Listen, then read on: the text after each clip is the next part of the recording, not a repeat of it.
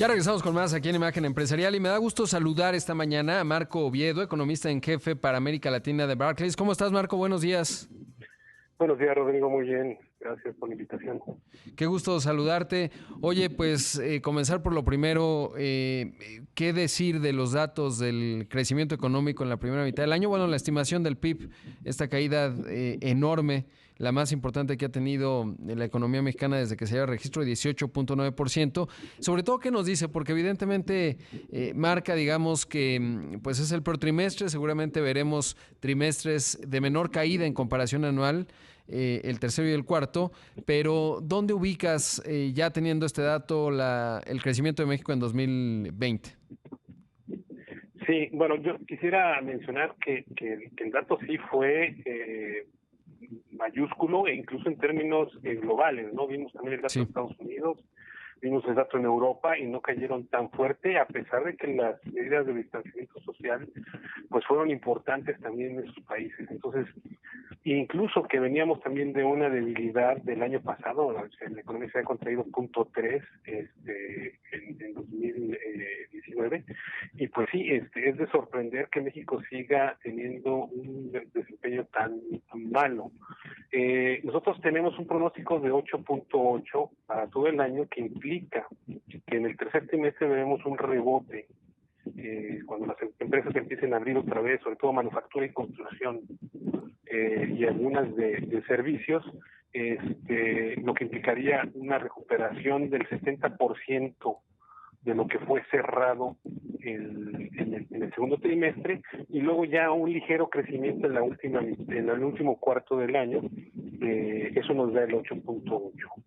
claro. Y sí, porque, digamos, si lo vemos trimestre a trimestre, pues va a haber un buen desempeño bueno, no un buen desempeño, más bien un dato positivo en el tercero, probablemente en el cuarto, como lo mencionas. Si lo vemos en comparación anual, pues tendrá que ser negativo, ¿no? Ahora, me llamaba la Así es. atención que mencionabas algo importante, y bueno, y decir esto que también me parece muy relevante. Alemania, por ejemplo, cayó 10%, Estados Unidos 9.5%, o sea, el gran determinante de México cayó la mitad de lo que cayó México prácticamente, y eso es relevante también considerarlo. Pero algo que veía y lo tuiteabas es que ahora que sale el reporte de finanzas públicas, pues sí, los ingresos parece que no cayeron tanto y digamos, es de llamar la atención que se han mantenido estables. ¿Cuál sería tu hipótesis? Pienso en ha habido entidades que han pagado impuestos de manera extraordinaria, Walmart, FEMSA. ¿Cuál podría ser la razón? ¿Qué observas ahí? Sí, yo creo que esta administración sí se ha enfocado a tratar de recaudar lo más posible.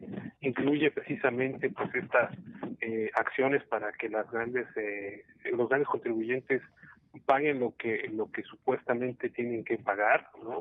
Y también ha habido como una mejor recaudación en el valor agregado en el primer trimestre antes de que le pegara la pandemia. Esto, según Hacienda, se debe a el combate de evasión y ilusión a través de las facturas falsas.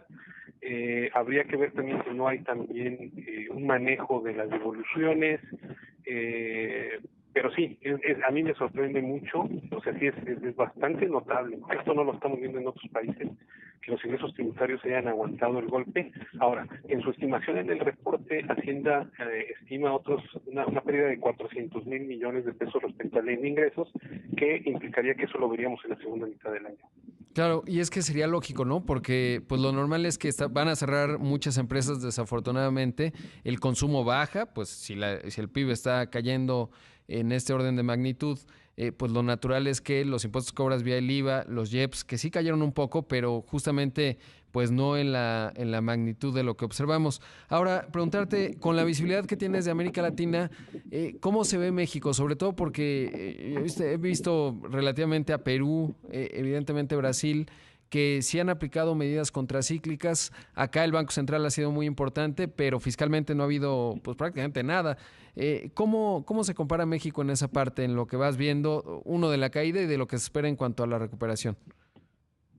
Sí, bueno, México, estábamos precisamente analizando el mercado laboral. México es el que registra el peor desempeño en el mercado laboral, esta caída de 12 millones de personas de todo el empleo no tiene precedente, es brutal. En Brasil no estamos viendo eso, sí se cayó también, pero estamos hablando de una caída del 7%, no del 20% como en México, y esto quizás se debe a la acción de la política fiscal. Ahora, Brasil está registrando en la primera mitad del año un déficit ya del 7% y se espera que llegue hasta 11 o 12% del PIB. Entonces, pues sí tiene un costo en la parte fiscal. Es un tema que tendrá que arreglar Brasil el próximo año, pero en el empleo no ha sufrido tanto como México. Igual en Chile pues sí se ha generado un poco de destrucción de empleo, pero ahí esperamos una recuperación más rápida por todo lo que está haciendo el gobierno. Y efectivamente, pues Perú, a pesar de que hizo un mal manejo del control de la pandemia, sí está aplicando una política fiscal bastante agresiva. Qué interesante. Ahora, de acuerdo a tus proyecciones, ¿cuándo México estaría, digamos, a niveles de 2018? No digo 2019 porque, como ya mencionabas, llegamos débiles, incluso con un dato levemente negativo. ¿Cuándo lo estás viendo? ¿24, 25 o 23? Va a depender mucho de lo que suceda en diversos frentes desde mi punto de vista. Mira, si nos vamos en un escenario inercial, va a ser 2025 o 2026, ¿no? Ahora, esto no considera la vacuna. Yo creo que con una vacuna la gente va a perder el miedo, vamos a regresar a niveles cercanos a previos a la crisis. Ahora, hay otro factor que no tiene nada que ver con COVID, que es el mal manejo de política económica de esta administración, que ha mantenido la inversión en niveles muy bajos, y esto puede continuar, y entonces a lo mejor eso pesa más que el regreso a la normalidad con una vacuna el próximo año. Entonces, yo te diría que con una vacuna a lo mejor llegamos en el 2023, pero con riesgos a que sea más adelante, si el gobierno insiste con estas políticas erráticas, sobre todo cuando López Obrador dijo que pues, hasta quiere hacer una segunda reforma energética, pero que iría en la dirección incorrecta. Sí, ahí el resultado electoral del próximo año en el Congreso, en la Cámara de Diputados, será muy importante porque pues ahí habrá la oportunidad o no de que pudiese impulsar esta contrarreforma, o no sé cómo llamarla, la reforma de la reforma. Y en ese sentido preguntarte, ¿qué papel juega Pemex justamente en todo este contexto? Porque evidentemente hay una relación simbiótica con las finanzas públicas mexicanas. Sí, no, Pemex es el talón de Aquiles.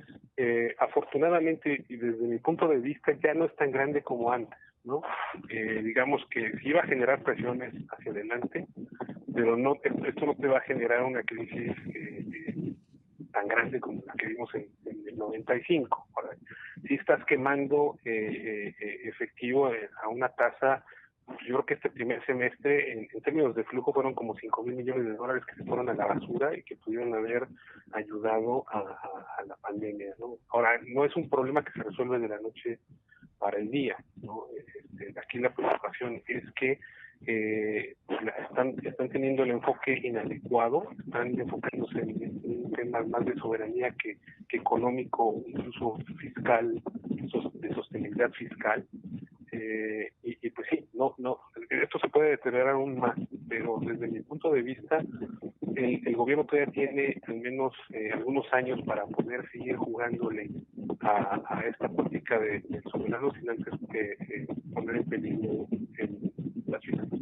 Y este dato que mencionas es clave, ¿no? Los 5,000 millones de dólares, porque pues son casi toda la refinería, que tampoco creo desde mi particular óptica que va a funcionar de mucho, la de Dos Bocas, y unos 30 aviones presidenciales, más o menos se perdieron nada más en la primera mitad. Marco, siempre un gusto platicar contigo, te mando un gran abrazo, gracias por tomar la llamada. Otro de vuelta, Rodrigo, y un saludo a todo el auditorio.